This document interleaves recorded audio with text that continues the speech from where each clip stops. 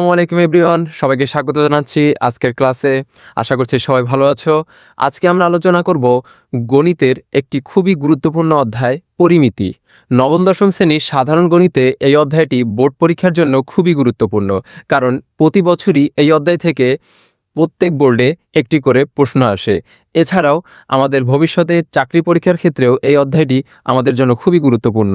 তো আমরা যদি এই টপিকটি খুব ভালো করে শিখে ফেলতে পারি, তাহলে আমাদের একাডেমিক পড়াশোনার পাশাপাশি ফিউচারের জন্য খুব ভালো কাজে দিবে। আজকে আমরা বিশেষ করে এই পরিমিতি অধ্যায়ের যতগুলো সূত্র আছে সবগুলো খুব ডিটেলসে ভালো করে অ্যানালাইসিস করব এবং সবগুলো সূত্র তোমাদেরকে বুঝিয়ে বুঝিয়ে আমি শিখিয়ে দেব। সো চলো শুরুতেই আমরা এই পরিণীতি শব্দটাকে একটু ভেঙে ব্যাখ্যা করে নিই।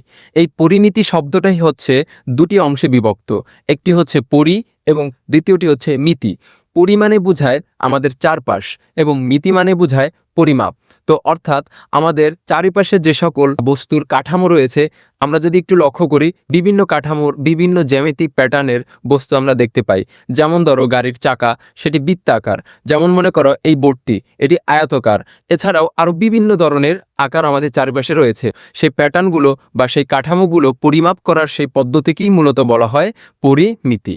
তো চলো পরিমিতির মধ্যে কি কি ধরনের আয়তকার বা বৃত্তাকার বা বর্গাকার অথবা বিভিন্ন ধরনের আকারের যে জ্যামিতিক ব্যাখ্যাগুলো রয়েছে, সেই সকল ব্যাখ্যা আমরা বিশ্লেষণ করব এবং সূত্রগুলো তোমাদেরকে বুঝিয়ে দেব।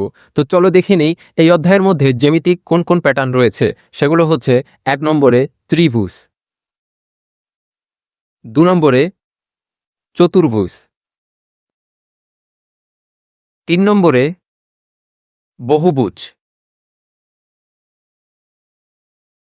4 নম্বরে বৃত্ত এবং সর্বশেষ 5 নম্বরে রয়েছে ঘন বস্তু। এই 5টি টপিক নিয়েই মূলত আমাদের এই পরিমিতি অধ্যায়টি গঠিত। তো আমরা একে একে এই সবগুলো টপিককে বিশ্লেষণ করব। চলো শুরুতেই আমরা ত্রিভুজকে বিশ্লেষণ করি। শুরুতে রয়েছে সমকোণী ত্রিভুজ। সমকোণী ত্রিভুজ মানে যে সকল ত্রিভুজের একটি কোণ সমকোণ অর্থাৎ 90 ডিগ্রি, সে সকল ত্রিভুজকে বলা হয় সমকোণী ত্রিভুজ। যেমন এখানে দেখা যাচ্ছে এই কোণটি 90 ডিগ্রি, অর্থাৎ এই বাহু পরস্পর লম্ব, অর্থাৎ এই কোণটি অবশ্যই 90 ডিগ্রি। তো যে সকল ত্রিভুজের একটি কোণ সমকোণ, সেই সকল ত্রিভুজকে বলা হয় সমকোণী ত্রিভুজ। তো আমরা চলো এই ত্রিভুজের একটি নাম দেই, যে এ, বি এবং সি। তো এ বাহু, বি বাহু এবং সি বাহু। তো আমাকে শুরুতে বের করতে হবে ক্ষেত্রফল।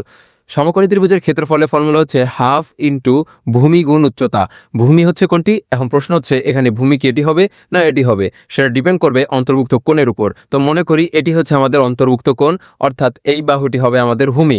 তো আমাদের ক্ষেত্রফলের সূত্র হচ্ছে হাফ ইন্টু ভূমি গুণ উচ্চতা। তো ভূমি গুণ উচ্চতা হচ্ছে বি বাহু, অর্থাৎ ক্ষেত্রফলের সূত্র হচ্ছে হাফ ইন্টু এ বি। তো সমকোণী ত্রিভুজের ক্ষেত্রফলের ফর্মুলা হাফ ইন্টু ভূমি গুণ উচ্চতা, এবং পরিসীমা হচ্ছে এই ত্রিভুজের 3টি বাহুর পরস্পর যোগফল, অর্থাৎ এ প্লাস বি প্লাস সি। এই সমকোণী ত্রিভুজের বাহু সংক্রান্ত আরেকটি উপপাদ্য রয়েছে, সেটি হচ্ছে পিথাগোরাসের উপপাদ্য। সেটি হচ্ছে অতিভুজ স্কোয়ার সমান সমান লম্ব স্কোয়ার প্লাস ভূমি স্কোয়ার। তো অতিভুজ হচ্ছে এখানে সি, অর্থাৎ সি স্কোয়ার সমান সমান লম্ব স্কোয়ার বা ভূমি স্কোয়ার, হোয়াটএভার। তো লম্ব স্কোয়ার প্লাস ভূমি স্কোয়ার। তো অতিভুজকে স্কোয়ার করলে যে মান আসবে, লম্ব স্কোয়ার করে এবং ভূমিকে স্কোয়ার করে দুইটার যোগফল সেই একই মান আসবে। তো আমাদের যদি সমকোণী ত্রিভুজে দুটি বাহু দেওয়া থাকে এবং অপর বাহু নির্ণয় করতে হয়, আমরা খুব সহজেই এই পিথাগোরাসের উপপাদ্য অ্যাপ্লাই করে অবশ্যই বের করে নিতে পারবো। তো চলো পরের ত্রিভুজটি হচ্ছে সমবাহু ত্রিভুজ। আমরা জানি যে ত্রিভুজের 3 বাহুই পরস্পর সমান, সেই ত্রিভুজকে বলা হয় সমবাহু ত্রিভুজ। তো এই ত্রিভুজের একটি নাম দেই এ বি সি। যেহেতু আমাদের সমবাহু ত্রিভুজের বৈশিষ্ট্য 3 বাহুই সমান, তো অর্থাৎ এখানে 3টি বাহুই পরস্পর সমান হলে এই এ বাহু 3টা বাহুই একই মান হবে। ওকে, তো সমবাহু ত্রিভুজের ক্ষেত্রফলের সূত্র হচ্ছে √3/4 ইন্টু এ স্কোয়ার। এ স্কোয়ার মানে বাহুর দৈর্ঘ্য যাই দেওয়া থাকবে সেটাকে আমরা বর্গ করব। ওকে, এবার সমবাহু ত্রিভুজের পরিসীমা, এখানেও সেম 3 বাহুর যোগফল। তো এ প্লাস এ, অর্থাৎ 3টা যেহেতু সেম, অর্থাৎ 3a। ওকে গেল। এবার হচ্ছে সমদ্বিবাহু ত্রিভুজ। সমদ্বিবাহু ত্রিভুজ কি? যে ত্রিভুজের 2টি বাহু পরস্পর সমান এবং একটি বাহু অসমান। যেমন ধরো এই বাহু এবং এই বাহু পরস্পর সমান আর এই বাহুটা হচ্ছে অসমান।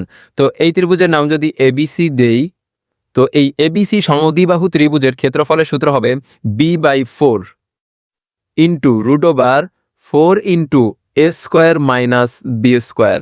তো এখানে এগুলো পরিচয় কি? বি হচ্ছে ভূমি, তো ভূমি/4 ইন্টু √4 ইন্টু স্কোয়ার মাইনাস অসমান বাহুর স্কোয়ার। তো বেশিরভাগ ক্ষেত্রে এই সমদ্বিবাহু ত্রিভুজের স্টুডেন্টরা একটা ভুল করে থাকে, সেটা হচ্ছে যদি এখানে চেঞ্জ করে এরা এ বাহু আর এটা যদি বি বাহু বলে দেয়, তাহলে স্টুডেন্টরা এটা ভুল করে ফেলে। তোমরা যারা ভিডিওটি দেখছো অবশ্যই আমাকে কমেন্ট করে বলবে এখানে এ আর এখানে যদি বি হয় তাহলে সূত্রটা কি আসতে। ওকে, তারপরে পরিসীমা। সমদ্বিবাহু ত্রিভুজের পরিসীমা সেম, এখানে 3 বাহুর যোগফল অর্থাৎ a প্লাস বি। তো এখানে দুটি যেহেতু সেম তাহলে 2a প্লাস বি। তো এবার চলো, দুইটি বাহু ও অন্তর্ভুক্ত কোণ দেওয়া থাকলে, দুইটি বাহু অন্তর্ভুক্ত কোণ মানে একটি ত্রিভুজের যে কোনো র্যান্ডমলি দুইটি বাহুর মান দেওয়া থাকবে আর সেই বাহুদ্বয়ের অন্তর্ভুক্ত কোণের মান দেওয়া থাকবে।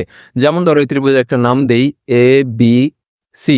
তো ধরে নেই এখানে এই এসি বাহু এবং এই বিসি বাহুর মান আমাকে দিয়ে দিল এ বাহু এবং বি বাহু, এবং তাহলে কি বলছে অন্তর্ভুক্ত কোণ। তাহলে এই কোণটা হচ্ছে এদের এই বাহুদ্বয়ের অন্তর্ভুক্ত কোণ, ধরে নিই এটি থিটা। তাহলে আমাকে যদি দুটি বাহু এবং অন্তর্ভুক্ত কোণ দেওয়া থাকে তাহলে আমার এটা ক্ষেত্রফল নির্ণয় সূত্র হাফ ইন্টু বাহুদ্বয়ের গুণফল A into B into sine theta. এটি হচ্ছে আমাদের দুটি বাহু আর অন্তর্ভুক্ত কোণ দেওয়া থাকলে পরিসীমার সূত্র সেম, 3 বাহুর যোগফল। তাহলে আমি এটা দেখাচ্ছি না। এবার চলো দেখি নেই যদি 3 বাহুর দৈর্ঘ্যই দেওয়া থাকে, 3 বাহুর দৈর্ঘ্য যা আর বিষমবাহু ত্রিভুজও কিন্তু একই জিনিস। বিষমবাহু ত্রিভুজ কাকে বলে? যে ত্রিভুজের 3টি বাহুই পরস্পর ভিন্ন ভিন্ন, তো সেই সকল ত্রিভুজকে বলা হয় বিষমবাহু ত্রিভুজ। তো সেরকমই আমি একটি ত্রিভুজ ধরে নিলাম, সেটি হচ্ছে ত্রিভুজ এবিসি, যে ত্রিভুজের 3টা বাহুই পরস্পর ভিন্ন ভিন্ন এ বি এবং সি। তো এই ত্রিভুজের যদি ক্ষেত্রফল নির্ণয় করতে বলে তাহলে ক্ষেত্রফলের সূত্রটা আসবে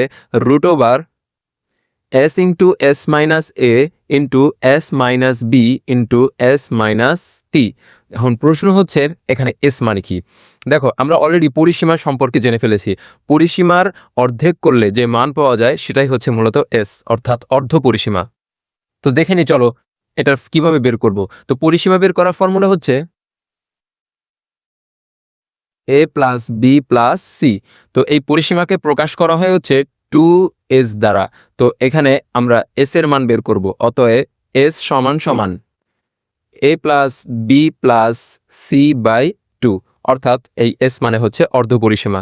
তো এখানে এই ত্রিভুজ সংক্রান্ত যাবতীয় যে সকল কনসেপ্ট রয়েছে তোমরা এগুলো খুব ভালো করে মুখস্থ করে ফেলবে এবং এই সূত্রগুলো খুব ভালো করে আয়ত্ত করে নেবে। তো চলো এবার দেখে নিই চতুর্ভুজ সংক্রান্ত সকল ধরনের কনসেপ্ট। শুরুতেই দেখা যাচ্ছে বর্গক্ষেত্র। বর্গক্ষেত্র কাকে বলে? যে চতুর্ভুজে 4টি বাহু পরস্পর সমান এবং কোণগুলো সমকোণ। তাহলে যে চতুর্ভুজের, অর্থাৎ এই চতুর্ভুজের 4টা বাহুই কি হবে? পরস্পর সমান হবে এবং কোণগুলো কি হবে? সমকোণ হবে।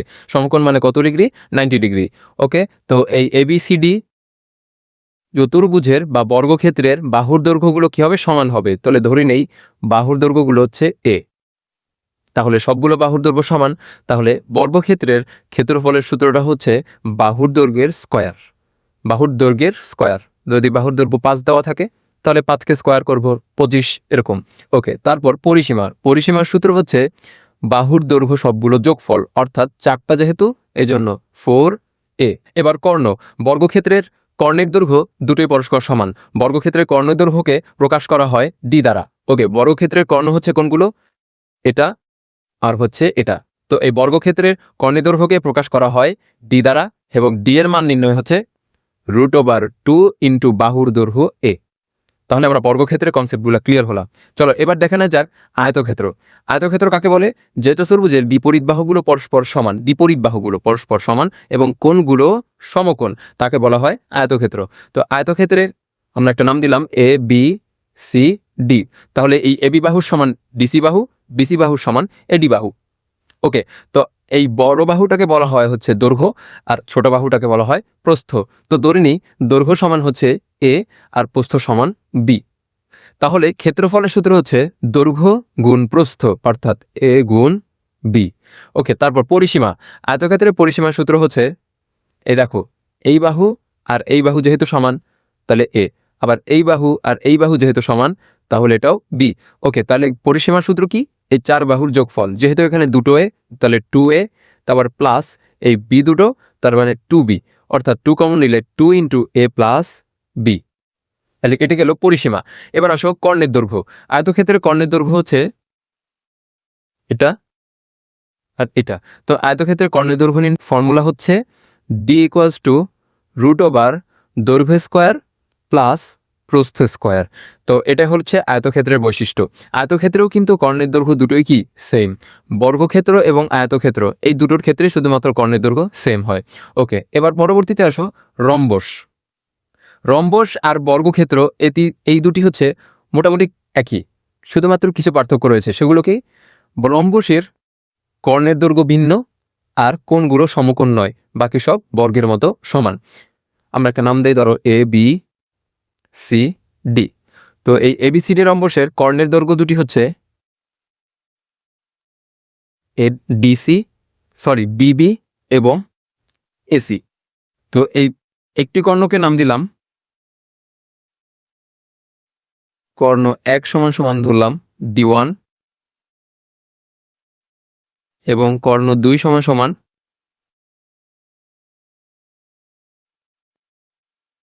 D2।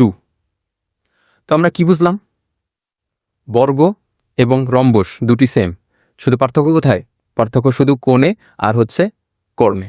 ওকে, এবার রম্বসের ক্ষেত্রফল নির্ণয়ের সূত্র হচ্ছে হাফ ইন্টু কর্ণদ্বয়ের গুণফল, অর্থাৎ D1 গুণ D2। আশা করি বুঝতে পেরেছো। ওকে, এবার পরিসীমা দেখো, এখানে বাহুর দৈর্ঘ্য কিন্তু চেঞ্জ হয় না, রম্বস আর বর্গ কিন্তু সেম। এখানে বাহুর দৈর্ঘ্য সবগুলো সমান, অর্থাৎ একটা যদি এ ধরে নেই তাহলে সবগুলোই আমার হে, অর্থাৎ পরিসীমার সূত্র সেম, মানে 4a। আশা করি রম্বসও তোমরা বুঝতে পেরেছ। এবার দেখে নে যাক সামান্তরিক। সামান্তরিক কাকে বলে? যে চতুর্ভুজের বিপরীত বাহুগুলো সমান ও সমান্তরাল কিন্তু কোণগুলো সমকোণ নয় এবং কর্ণগুলোও অসমান, সেই চতুর্ভুজকে বলা হয় সামান্তরিক। দেখো, সামান্তরিক এবং এই আয়তক্ষেত্র কিন্তু কিছুটা একই রকম। কোন ক্ষেত্রে? আয়তক্ষেত্রে এই বিপরীত বাহুগুলো সমান ও সমান্তরাল ছিল, সামান্তরিকেরও বিপরীত বাহুগুলো সমান ও সমান্তরাল, কিন্তু এর কোণগুলো সমকোণ ছিল, এর কোণগুলো সমকোণ নয়। এর কর্ণগুলো সমান ছিল, এর কর্ণগুলো কি সমান নয়। ওকে, তো এবার সামান্তরিকের ক্ষেত্রফল নির্ণয় করার জন্য আমার দরকার হবে এর কর্ণের দৈর্ঘ্য। দেখো, এতক্ষণ পর্যন্ত আমরা যে ক্ষেত্রফল বের করলাম, এর ক্ষেত্রে কিন্তু আমার প্রয়োজন ছিল কি এর বাহুর দৈর্ঘ্য, বাট এই রম্বস এবং এই সামান্তরিক এই দুটোর ক্ষেত্রে আমাদের প্রয়োজন হয় এর কর্ণের দৈর্ঘ্য। তো এই সামান্তরিকের একটি কর্ণ আমরা কল্পনা করলাম, এই এসি হচ্ছে এর কর্ণ। তো এই এসি কর্ণ থেকেই মূলত আমরা সামান্তরিকের ক্ষেত্রফল নির্ণয় করব। ওকে, তাহলে আমরা এই কর্ণের নাম দিলাম D1 এবং এই বিডি হচ্ছে আমার D2। ওটা আমার প্রয়োজন নেই। ফার্স্ট অফ অল আমরা এই এসি কর্ণ নিয়েই মূলত আমরা ক্ষেত্রফল বের করব। তো ক্ষেত্রফল বের করার জন্য আমার সূত্রটা পরে দেখি, আগে আমরা কনসেপ্টগুলো বুঝি।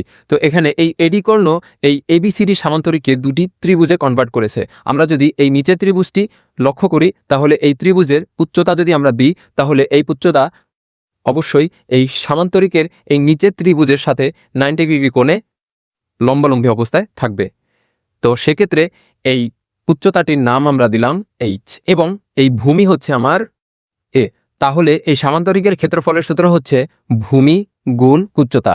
দেখো, তোমাদের মনে প্রশ্ন জাগতে পারে, এখানে আমরা এই ভূমি আর উচ্চতার গুণ করলে সামান্তরিকের ক্ষেত্রফল কিভাবে পেলাম? দেখো বিষয়টা, এখানে আমরা যখন এই এসি কর্ণটা দিলাম, তখন এই সামান্তরিকটা দুইটা ত্রিভুজে কনভার্ট হয়ে গেল। তখন আমরা দুইটা ত্রিভুজের আলাদা আলাদা যদি ক্ষেত্রফল বসাই, মানে হাফ ইন্টু ভূমি গুণ উচ্চতার, তারপর আবার প্লাস হাফ ইন্টু ভূমি গুণ উচ্চতা। আমরা এখানে প্লাস কেন করলাম? কারণ এইটার জন্য আলাদা, এটার জন্য আলাদা। তো দুইটা ত্রিভুজ একসাথে হয়ে না কি হয়েছে, এখানে সামান্তরিক ঘটেছে। তাহলে এখান থেকে দুটা যেহেতু সেম, তাহলে 2 into half into A H. তাহলে এখান থেকে 2 যদি বাদ যায়, তাহলে থাকে কি শুধু এ এইচ। তার মানে আমরা কি বুঝলাম? আমরা ত্রিভুজের মাধ্যমে এই সামান্তরিকের ক্ষেত্রফলটা বের করলাম। ওকে, তাহলে আমরা এটা মুছে দিচ্ছি। তারপর আমরা এখানে আরেকটি সামান্তরিক এঁকেছিলাম। এই সামান্তরিকের ক্ষেত্রে আমার যদি মানটা চেঞ্জ করে, এখানে যদি একটি কর্ণ আর এবং এই বিপরীত শীর্ষবিন্দু হতে এই কর্ণের উপর পঙ্কিত লম্বের মান দেওয়া থাকে, তো এই কর্ণের মান ধরে নিলাম D1 এবং এই উচ্চতার মান এইচ। এই ক্ষেত্রে এই এবি সিডি সামান্তরিকের ক্ষেত্রফলের ফর্মুলা হবে হাফ ইন্টু কর্ণ গুণ উচ্চতা, মানে D1 এইচ। তাহলে এটি গেল হচ্ছে সামান্তরিকের ক্ষেত্রফল নিয়ে সকল ধরনের কনসেপ্ট। এবার আসলে সামান্তরিকের পরিসীমা। তো পরিসীমার ক্ষেত্রে আমরা এখানে সেম আয়তর মতো বিপরীত বাহুগুলো সমান ও সমান্তরাল, তাহলে এখানে সূত্র সেম হবে। তাহলে 2 ইন্টু এ প্লাস বি, এটা হচ্ছে আমার সেম ফর্মুলা। ওকে, এখন আমরা কোন ফর্মুলা অ্যাপ্লাই করব সেটা ডিপেন্ড করবে প্রশ্নের মানের উপর। চলে যাচ্ছি পরবর্তী। ট্রাপিজিয়াম হচ্ছে যে চতুর্ভুজের এক জোড়া বাহু পরস্পর সমান্তরাল, শুধুমাত্র কি এক জোড়া বাহু, দেখো এই বাহু আর এই বাহু পরস্পর সমান্তরাল এবং অন্য জোড়া বাহু কি পরস্পর সমান্তরাল নয়, সেই সকল বা সেই চতুর্ভুজকে বলা হয় ট্রাপিজিয়াম। তো ট্রাপিজিয়ামের আমরা একটা নাম দিলাম, সেটা হচ্ছে এ বি সি ডি। তো এই ট্রাপিজিয়ামের এই বাহুর নাম ধরো এ, এই বাহুর নাম বি, এই বাহুর নাম সি, এই বাহুর নাম ডি। তো এই ট্রাপিজিয়ামের ক্ষেত্রফলের ফর্মুলা হবে হাফ ইন্টু সমান্তরাল বাহুদ্বয়ের যোগফল সাথে এই সমান্তরাল বাহুদ্বয়ের মধ্যবর্তী দূরত্বের গুণফল। তো মধ্যবর্তী দূরত্বটা আসলে কি, এই বাহু থেকে এই বাহুর সরাসরি লম্ব দূরত্ব। তো আমরা এই একটা সাইডের এই পয়েন্ট থেকে কল্পনা করলে এটা হচ্ছে আমার সেই লম্ব দূরত্ব, যা ভূমির সাথে 90 ডিগ্রি অ্যাঙ্গেল করে থাকে। তো এই লম্বের নাম দিলাম ধরো এইচ। তো ক্ষেত্রফল কি আসবে, হাফ ইন্টু সমান্তরাল বাহুদ্বয়ের যোগফল A plus B into H, তাদের মধ্যবর্তী দূরত্ব। ওকে, তারপর পরিসীমা কি হবে, চার বাহুর যোগফল A plus B plus C plus D. Okay, এর মাধ্যমে শেষ হলো আমাদের চতুর্ভুজ নিয়ে বা চতুর্ভুজ সংক্রান্ত সকল কনসেপ্ট। এতক্ষণ আমরা দেখতেছিলাম ত্রিভুজ, চতুর্ভুজ এই টাইপসের কনসেপ্ট, বাট যখন এর থেকে বেশি বাহুর মান থাকবে তখন আমরা কীভাবে সেটি সলভ করব। সো সেই ধরনের কনসেপ্ট বা সেই ধরনের চিত্রকে বলা হয় বহুভুজ। বহুভুজ মানে যে চারের থেকে অধিক বাহু থাকবে, সেটা 5 হতে পারে, 6 হতে পারে, এরকম করে n সংখ্যক বাহু হতে পারে। তো এখানে দেখতে পাচ্ছি একটা চিত্র রয়েছে, এই চিত্রটি হচ্ছে একটি ষড়ভুজের চিত্র। আমি কিভাবে মনে করলাম এটা ষড়ভুজ, চলো দেখি। এখানে বাহু সংখ্যা কয়টা, 1 2 3 4 5 6। তো এখানে 6টি বাহুর মান দেখা যাচ্ছে। তো এরকম যখন আমাকে 7টি বলবে, 8টি বলবে, অথবা 10 11 12 এর থেকে বেশি বলবে, তখন আমরা কিভাবে বের করব। চলো ক্ষেত্রফলের সূত্রটি দেখে নিই। ক্ষেত্রফল অর্থাৎ বহুভুজের ক্ষেত্রফলের সূত্র হচ্ছে NA square divided by 4 into cot 180 degree divided by n, যেখানে n সমান সমান বাহুর সংখ্যা এবং a সমান সমান বাহুর দৈর্ঘ্য। এটাই হচ্ছে আমাদের ষড়ভুজ বা সপ্তভুজ বা n সংখ্যক ভুজের ক্ষেত্রফল নির্ণয় ফর্মুলা। চলো এবার আমরা দেখব বৃত্ত টপিক। শুরুতেই রয়েছে বৃত্তের পরিধি। আমরা যে কোনো একটি বৃত্ত নেই, বৃত্তের কেন্দ্র ও, যার ব্যাসার্ধ আর, তবে ওই বৃত্তের পরিধি সূত্র হচ্ছে পরিধি সমান 2 ইন্টু পাই ইন্টু আর, যেখানে পাই এর মান 3.1416। এই পরিধি কথার অর্থ কি, পরিধি মানে বোঝায় ধরো এই বৃত্তের এই বিন্দুতে একজন মানুষ দাঁড়িয়ে আছে। এখন এই মানুষটি এই পুরো বৃত্তের এই উপর থেকে হাঁটা শুরু করে একদম পুরো চারিদিকে ঘুরে আবার ঠিক সেই একই বিন্দুতে এসে পৌঁছেছে। তাহলে এই মানুষটি যে দূরত্ব অতিক্রম করবে সেই দূরত্বটুকুই হচ্ছে কি এই বৃত্তের পরিধি। তো তারপর বৃত্তাংশের দৈর্ঘ্য। আমরা আবার একটি বৃত্ত অঙ্কন করি, যে বৃত্তের কেন্দ্র হচ্ছে ও এবং ব্যাসার্ধ আর। মনে করি এই ব্যাসার্ধ পরিধিতে এ বিন্দুতে ছেদ করে এবং আরেকটি বিন্দু যার নাম হচ্ছে বি, এই বি বিন্দুটি এই কেন্দ্রের সাথে যে কোণ উৎপন্ন করে সেই কোণের নাম মনে করি থিটা। ওকে, এই থিটা কোণটি এই বৃত্তের পরিধিতে যে চাপ সৃষ্টি করে সেই চাপটি হচ্ছে মনে করি এস। তবে এই চাপ এস সমান সমান পাই আর থিটা ডিভাইডেড বাই 180 ডিগ্রি। তো এই এস হচ্ছে এই বৃত্তাংশের চাপ। ওকে, অতঃপর বৃত্তক্ষেত্র ও বৃত্তকলার ক্ষেত্রফল। আমরা আবার পুনরায় একটি বৃত্ত তৈরি করি। এই বৃত্তের কেন্দ্র হচ্ছে ও এবং ব্যাসার্ধ হচ্ছে আর, যা এ বিন্দুতে ছেদ করে, বৃত্তের পরিধিতে এ বিন্দুতে ছেদ করে। ওকে, অতঃপর এই পরিধির উপর আরেকটি বিন্দু যার নাম মনে করি বি। এবার এই বি বিন্দুটি কেন্দ্রের সাথে ধরি থিটা কোণ উৎপন্ন করে। এবার এই বি এবং এ এবং ও, এই ও এ বি এই অংশটুকু যে জায়গা দখল করে, অর্থাৎ এই অংশটুকু, এই মার্ক করা অংশটুকুর পরিমাণটা নির্ণয় করার নামই হচ্ছে কি এই বৃত্তকলার ক্ষেত্রফল। তাহলে বৃত্তকলার ক্ষেত্রফলের ফর্মুলা, বৃত্তকলার ক্ষেত্রফল সমান θ/360 ইন্টু পাই আর স্কোয়ার। তো এই ফর্মুলার মাধ্যমে আমরা বৃত্তকলার এই মার্ক করা অংশটুকুর ক্ষেত্রফল পাবো। অর্থাৎ আমরা এই বৃত্তের অংশগুলো বা বৃত্তের এই কনসেপ্টগুলো ভালো করে শিখে ফেললে বৃত্ত সংক্রান্ত আর কোনো সমস্যা থাকবে না। তো লাস্ট যে টপিকটা রয়েছে সেটি হচ্ছে ঘনবস্তু রিলেটেড। তো ঘনবস্তুটি আমরা দেখে নিই, চলো। তো আমাদের ঘনবস্তুর কনসেপ্টের মধ্যে টোটাল 3টি কনসেপ্ট রয়েছে। তো সেগুলো হচ্ছে আয়তকার ঘনবস্তু, ঘনক এবং ব্যালন বা সিলিন্ডার। তো শুরুতে আমরা দেখে নিচ্ছি আয়তকার ঘনবস্তু। দেখো, আমরা কিন্তু ইট দেখেছি, আমি ধরে নাও এটা হচ্ছে একটা ইট। হ্যাঁ, তো এই ইটের এটা হচ্ছে আমার দৈর্ঘ্য, ধরলাম এ, এটা হচ্ছে আমার প্রস্থ, ধরলাম বি, এবং এটা হচ্ছে আমার উচ্চতা, যেটা হচ্ছে এইচ। তাহলে এই আয়তকার ঘনবস্তুর কর্ণের সূত্র হবে √/a² plus b² plus c²। এখন কথা হচ্ছে এই আয়তকার ঘনবস্তুর কর্ণ কোনটা। দেখো, এই আয়তকার ঘনবস্তুর কর্ণের বিষয়টা হচ্ছে এই প্রান্তবিন্দু থেকে এই অপর পাশের এই প্রান্তবিন্দু পর্যন্ত, অর্থাৎ এটা। বুঝতে পারছো? ওকে, এবার দেখো সমগ্র তলের ক্ষেত্রফল। দেখো আয়তকার ঘনবস্তুর টোটাল তল কয়টা, দেখো এই 1টা 2টা, ওই পাশে 1টা 3টা 4টা, উপরে 1টা নিচে 1টা 6টা।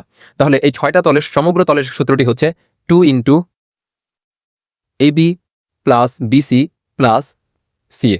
এই সূত্রের মাধ্যমে আমরা এই টোটাল আয়তকার ঘনবস্তুর সমগ্র তলের ক্ষেত্রফলটা পাবো। ওকে, লাস্ট অফ অল আয়তন। আয়তন হচ্ছে এই ঘনবস্তুটা আমরা যদি একটা স্থানে রাখি, তাহলে এই ঘনবস্তুটা যে স্থান দখল করবে সেই দখলকৃত স্থান কতটুকু, সেটাই হচ্ছে এই ঘনবস্তুটির আয়তন। তো আয়তনের সূত্র হচ্ছে দৈর্ঘ্য অর্থাৎ এ, প্রস্থ অর্থাৎ বি, এবং উচ্চতা অর্থাৎ এইচ, অর্থাৎ দৈর্ঘ্য গুণ প্রস্থ গুণ উচ্চতা। এটি হচ্ছে আমাদের আয়তকার ঘনবস্তুর আয়তনের সূত্র। তো চলো দেখে নিই এবার ঘনক। ঘনক হচ্ছে, আমরা ছোটবেলা থেকেই আমরা সবাই রুবিক্স কিউবের সাথে পরিচিত। রুবিক্স কিউবের যেমন আকৃতি ঠিক তেমন আকৃতি হচ্ছে এই ঘনক, যার প্রত্যেকটি পাশ বা প্রত্যেকটি বাহু বা প্রত্যেকটি ধার হুবহু সমান। তো সেক্ষেত্রে আমাদের প্রত্যেকটি বাহুর মান যদি আমরা এই ধরে নেই, তাহলে এখানে কর্ণের দৈর্ঘ্য হবে √3 ইন্টু এ, অর্থাৎ √3 সাথে বাহুর দৈর্ঘ্য গুণ করব। ওকে, তারপর সমগ্র তলের ক্ষেত্রফল √6a²। এটি হচ্ছে সমগ্র তলের ক্ষেত্রফলের সূত্র √6a²। এবং লাস্ট অফ অল আয়তন। সেমভাবে যেমন আয়তকার ঘনবস্তুর মধ্যে যেমন 6টি তল ছিল, এখানে ঘনকের মধ্যেও ঠিক সেম 6টি তল রয়েছে। এবার এই ঘনকের আয়তনের সূত্রটি হচ্ছে AQ। এটি হচ্ছে আমাদের ঘনকের সমগ্র বিষয়। ওকে, তারপর ব্যালন বা সিলিন্ডার, যেটি আমাদের পরীক্ষার জন্য খুব বেশি গুরুত্বপূর্ণ। বিশেষ করে যারা নবম দশম শ্রেণীর শিক্ষার্থী রয়েছে তাদের জন্য এই টপিকটি খুব বেশি গুরুত্বপূর্ণ। প্রায় সময় বিভিন্ন বোর্ড পরীক্ষায় এই প্রশ্নটি চলে আসে। তো সেক্ষেত্রে আমরা এটা খুব ভালো করে শিখে ফেলি। চলো, তো এখানে ব্যালন বা সিলিন্ডার আকৃতিটা হচ্ছে কিছুটা এমন, যেখানে একটা ফাঁপা নলের দুই পাশে 2টা বৃত্তাকার অংশ রয়েছে। তো এখানে এই সিলিন্ডারের উচ্চতা হিসাবে আমরা ধরি এইচ, এবং এই বৃত্তের নিচের এবং উপরের বৃত্তের ব্যাসার্ধ হিসাবে ধরি আর। তবে ভূমির ক্ষেত্রফল, অর্থাৎ এই সিলিন্ডারটি যখন আমি একটা জায়গায় রাখবো, তখন এই নিচের বৃত্তাকার স্থানটি কিন্তু কি হবে, নিচে দিকে আসবে। তো সেক্ষেত্রে আমার এই ভূমির ক্ষেত্রফলের কথার অর্থাৎ হচ্ছে এই নিচের এই বৃত্তাকার অংশ, এই নিচের এই বৃত্তাকার অংশের ক্ষেত্রফল নির্ণয় করতে হবে। নিচের এই বৃত্তাকার অংশটি কি, মূলত একটা বৃত্ত।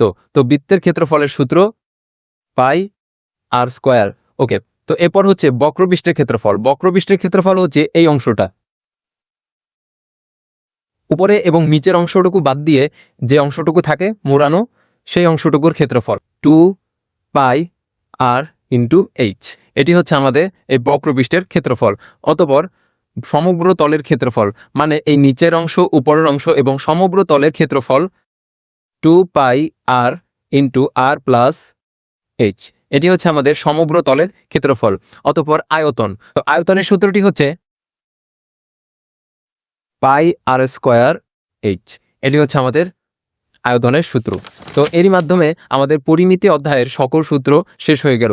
তো এই সূত্রগুলো তোমরা খুব সুন্দর করে খাতায় নোট করে রাখবে এবং মুখস্থ করে ফেলার চেষ্টা করবে। তো খুব শীঘ্রই আমরা অন্য কোনো অধ্যায় নিয়ে হাজির হব।